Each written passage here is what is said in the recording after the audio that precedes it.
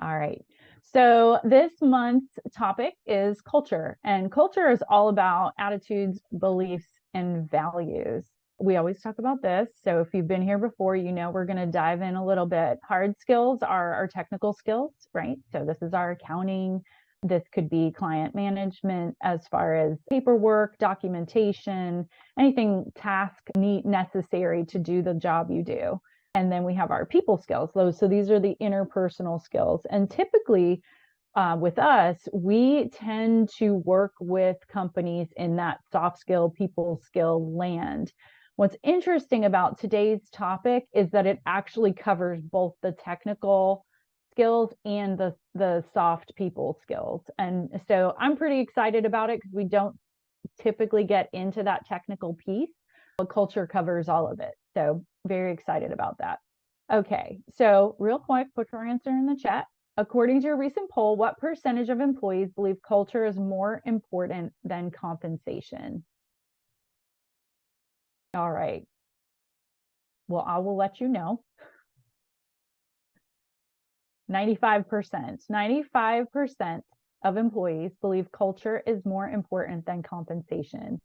What I found interesting as I kind of like did a little bit more research on it is some don't even know how to define culture. They just know that it's more important than their compensation. They know when they don't feel good.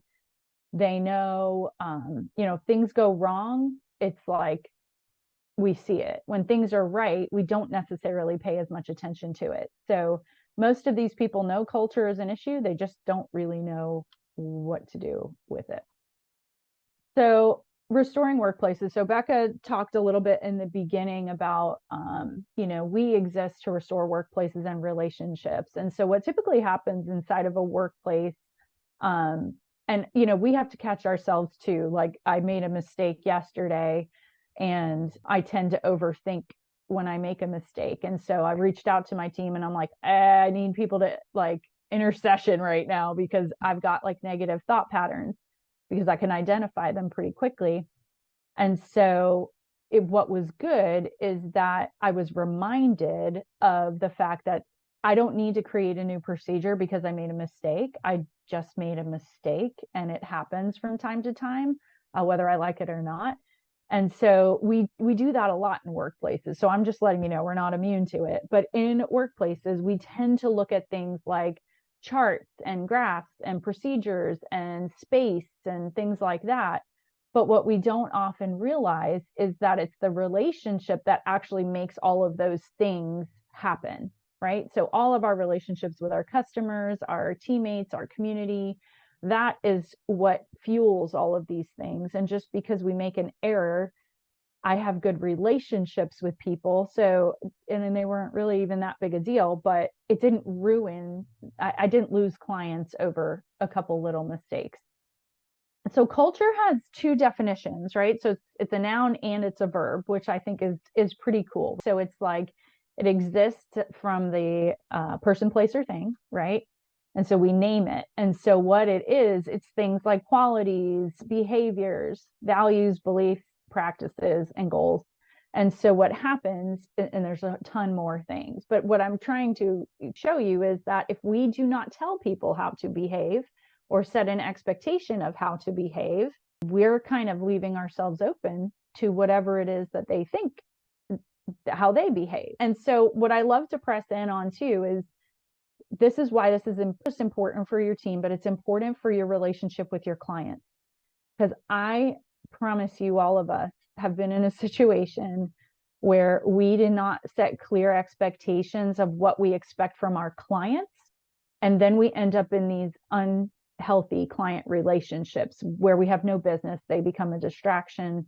And so we have to make sure that everybody kind of stays safe, if you will, because we've defined it all. We've defined what the goals are, what people are working toward. We defined why we exist and what we're here to accomplish. Core values. It's huge. The core values will help you, like it kind of all folds in together. So if I define my core values, I know how to behave, my qualities and character come out. So we're all in the same belief as far as, why we exist and what we're here to do. The verb portion of it is kind of the fun part of it. So what we know is culture isn't an initiative, right? It's not the kind of thing where we just set out and we decide we're going to do something and we go for it. What it does is it actually enables all of our initiatives while we have our goals and our big time vision, long-term thing. Like if we don't define our culture, we won't be able to enable those initiatives, which leads us to the verb portion of culture, which is grow. Okay, so that's like that whole cultivate, growth. We culture something, picture like a petri dish kind of thing. And like, why do we collect that? Because we want to see how it grows. And so it's the same thing. We can grow healthy, or we can grow unhealthy, or we could grow and just make a gamble that we're going to hope everybody does the things that we're hoping that they do. And so when we're not establishing things that way, it can be quite dangerous if we're not careful, especially when you're in that season of growth. And then all of a sudden you're like, wait a second, I haven't established everything. And so we're kind of all over the place. So put it in the chat. What percentage of employees have quit a job or would consider quitting if they felt culture was perpetuated by bad behavior?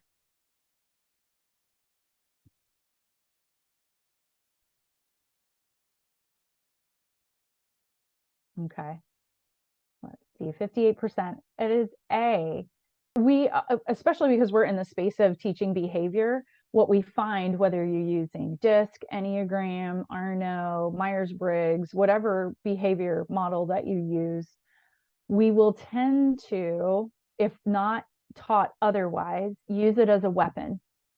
And so we hear all the time like, oh, you're a C style, so you're uptight. Or, oh, you're a D style, so you're just aggressive and mean and abrasive. So that's not at all the case. And so we have to be really careful not to label people with these tools that we get and make assumptions about them without actually getting to know them. But bad behavior is the kind of thing where we know it when it happens. And oftentimes the whole movement of the quiet quitting and all of that, people just won't tolerate it like they used to. And people are getting super creative about starting their own businesses or working for multiple businesses and staying more in a contractor role versus an employee role. And so if you are ever looking to get employees, you have to really make sure that you've defined behavior and what you expect. Otherwise, you're kind of leaving yourself open. We've seen it like where you could have 30, 40 employees, one person with a set of behaviors is so incredibly impactful to that organization that it would take several people with positive behavior to try to counteract it. So the bad is overemphasized, the good is sometimes overlooked. And so we just want to make sure we're being very mindful of all that's going on. So questions that you can ask yourself or other people. I would strongly recommend that you create some questions as you're onboarding, whether it's teammates or clients, or even when you go into the community, whether you're part of a chamber or BNI, or gosh, there's so many, like there's another one, I can't remember what it's called. But either way, some questions you want to ask, okay? How would you describe or define the culture? This applies across the board. Please do not forget to ask, even with your vendors. I don't care if they're coming to fix your AC, okay? So we want to make sure we're bringing the right people in. We want to get stories. So tell me about a time when, let them answer it, right? So tell me about a time when you guys faced a challenge. How did that work for you? Tell me about a time when you were working, Cody, I'll use you for example.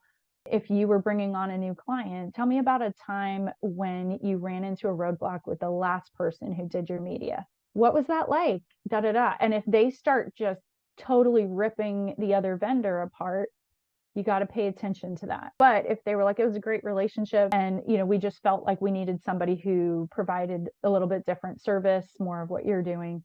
Oh, okay, we're on the right track. So it's just a matter of get them to tell you some stories so that even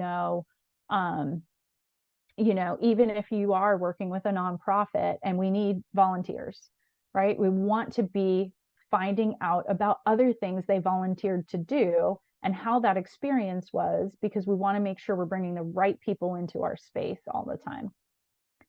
And then you always have to ask yourself, if I know what their values are, do they align with mine? Whether it's an entity, an individual, an organization, even a way of doing things like a task. So just to recap real quick. So the how to, we want to have clarity. So we're going to make sure that we define what's important to us and then understand what's important to them. And this is also at home. Okay. So it could be friendship, relationships, whatever you want to call it. We have to make sure that we've defined it and that they are aligning.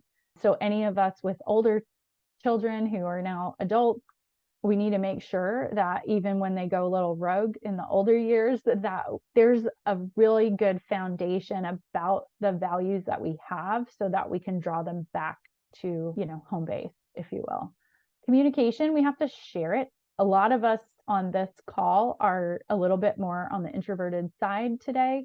I just want to highlight this for a second because we have to be willing to share what we expect from other people without fear and without hesitation, because it is kind to go ahead and tell people what we expect. And how you word it, you do it in your own way, but it's super important. That's the only way that we earn trust with other people, is being clear and honest and open with them. And we also want to create these rhythms. And so culture, like I said, this is not it's not some incentive-based thing or initiative that we just kind of do and set it and then it's done. It is constant. If you have core values in your company, you need to be talking about them every week. And I can tell you that you forget really quickly. But they should be things that people can repeat without hesitation. It should be that the goals are so well defined, the behaviors are defined. We use something called a behavior tracker.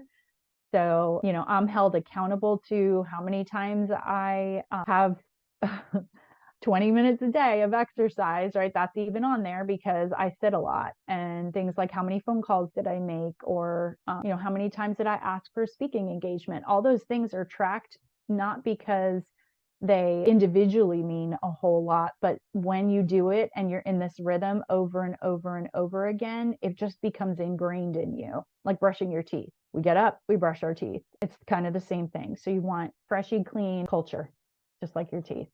And consistency. So accountability. I don't care if you're the business owner or, you could be in any position. All of us need to be held accountable to moving things forward. If you do not have an accountability partner, leverage this group of people, whatever you need to do, but show up and make sure that you are expressing when things are on track or off track. It's really important. And the more comfortable you get with telling people that you're off track, the less off track you will be. You want to stay positive, right? So just practice. Don't beat yourself up if it doesn't go well. Repeat it over and over and over again, and then reset. There was recently an article about the definition of working hard. I think, Becca, that was something that you shared with me. Can you just share real quickly about work hard? We see that core value happen a lot. Hard work hard. Would you mind sharing real quick a little lesson that you learned? And if you remember who taught it, that would be great. And if you don't, we'll ask for forgiveness. So funny. So yeah, something that was really interesting about the word hard. So it's a word that has become very overused, especially in this grind and this hustle mentality and culture, that we think that when we're grinding and we're hustling, we're being really productive. And so a lot of time we end up putting our value into this, oh, well, I'm working hard, right? But what's funny about this thing of working hard is that the word hard, if you look up the definition of the word hard, it actually means unbendable, unwielding. It's not flexible. Like the word hard is unflexible. And so a lot of times when we're saying that we work hard, it's actually not even a positive thing. It's actually a negative thing because it means that we are unwilling to be flexible. It means that we are unwilling to learn new things. And so it's just kind of interesting, this perspective of like, that's not how we're meant to be. We're supposed to, have grace, show forgiveness, be open to new ideas, be flexible, be able to bend where you need to be bended. And so that pretty much tells us that we're not willing to change when Hmm. we say that we're working hard. Hmm. So it's just kind of an interesting perspective when you look at it that way. Yeah. And so the whole point of it is as you define the way you want your culture to be, you may run into a situation where you want to redefine it, because the words, the intention behind the goals or the belief system or the values that you set may not be translating how you meant it to translate. And so just be open to that change. It doesn't mean it was wrong. It just means it's evolved into something greater and deeper. So good. Thank you for that. If you want to learn more about any of the things we talked about, we are constantly putting things on social. Obviously, you can always call us, go to our YouTube channel, accompanysuite.com. Any of those things, there are free resources on our website, and certainly any of the videos you're welcome to watch as many times as you like. So we're going to close this section out on this question here. So what's one step you can take to better define your home or workplace culture?